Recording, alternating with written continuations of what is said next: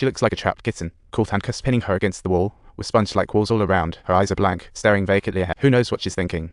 Grandma found her granddaughter's ashes, her heart slicing open untouching. Little Jai was so cute. But now there's only this cool pile of ashes left. She touches and squeezes, holding her granddaughter tightly, wishing she could merge herself into that pile of ash. She can't do anything, filled with regret. Sorry, Grandma. I want to go home, she thought. Come home with me, Grandma. May your wildest dreams come true, and everything be just as you wish. I'm sorry spills from her lips, pulling heartstrings. She knows how unforgivable she is. An overwhelming tide of emotion hits her, and all she can do is wave her hand to mask her pain. The teacher changed bank cards but didn't dare mention Jai. She relayed the girl's last words, but Grandma turned away. The teacher saw this and didn't dare to offer comfort, quietly standing up to leave instead. Thanks to you, that kid saw a glimmer of light. After the teacher left, Grandma fell into endless turmoil, fiddling with the necklace on her neck, pondering something. A lawyer knocked on her door, asking if Grandma could testify. Someone disguised as the girl took the weight loss drug money, but the girl was at home at the time, completely uninvolved in the events. Lizzie had already turned 18. If you don't testify, she could get a harsh sentence. Grandma said nothing, walking ahead with a cold look on her face. She really didn't want to think about the girl. When home that evening, Grandma saw the words on the wall turn to a void, then saw the drawing board, feeling irritated. She tore off all the notes left by the girl, but when she opened the drawer, another reminder stabbed her eyes. Don't stay at home. She resolutely entered the supermarket, quitting cigarettes after a decade. Now they soothed her troubles as the boss returned the cash to Grandma. He also took back the cigarettes from her hand. She mentioned the girl's court hearing, but Grandma still remained silent. Not a cent was touched in her granddaughter's bank account. Before leaving, the granddaughter returned the money. Hearing the boss trivial tales, Grandma felt a touch of emotion, yet her granddaughter's death still haunted her.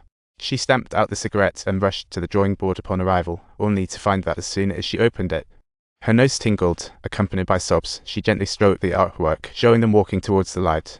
The dolphin symbolizes both father and son, brimming with endless hope.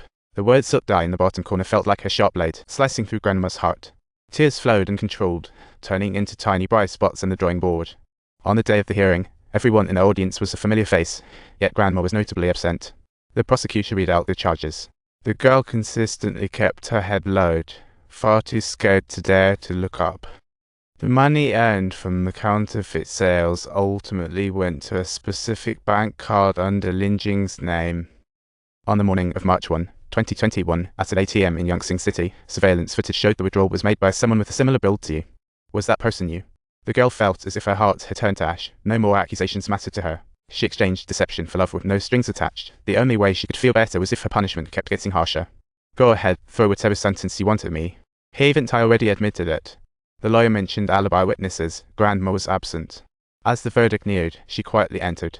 She felt that familiar presence and turned around, but her face was calm, void of any emotion.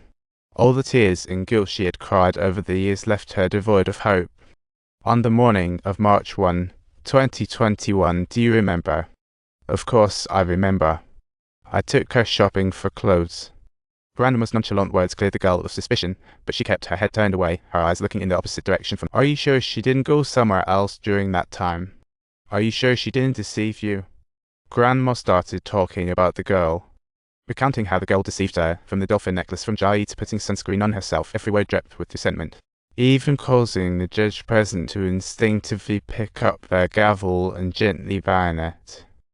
But it was as if she was spellbound, rambling on endlessly, each sentence pierced deep into the girl's heart, making her feel a pang of sadness with every blink.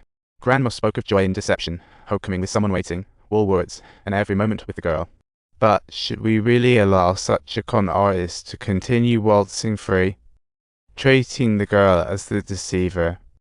She never spent a single cent, and except for her identity being wrong, she hadn't done anything wrong at all. She was just such a pitifully innocent. I hope you all can lend her a helping hand. We empathize with your sentiments, but the boundaries between law and human sentiments must not be blurred. I came to testify today, to prove that she didn't deceive anyone. She stayed by my side the whole time. I can prove it. I really can prove it's her theft, returns, and refunds. After the judge announced the verdict, she faced her due punishment for the fakes and had compensated for the loss. A few years later, the girl was released from prison, and she had completely changed from her former self. She shed all her convictions. Life had become much easier. But at work, she spotted their long-lost uncle. I shouldn't be bothering you. Grandma's house? The Hu family is renting it anymore. She could have stayed home for easy care, but chose the town's nursing home where no one watched her. Then she just vanished. The villagers searched for days, but couldn't find her anywhere. She dropped work, searched the city, asked everyone, found no leads, until she spotted a plain girl. The little girl conceived one possibility, and stood on a cliff filled with lemon-yellow flowers, calling out for Grandma. Constantly and desperately pleading for Grandma to give a response. Don't forget to like and subscribe on this journey.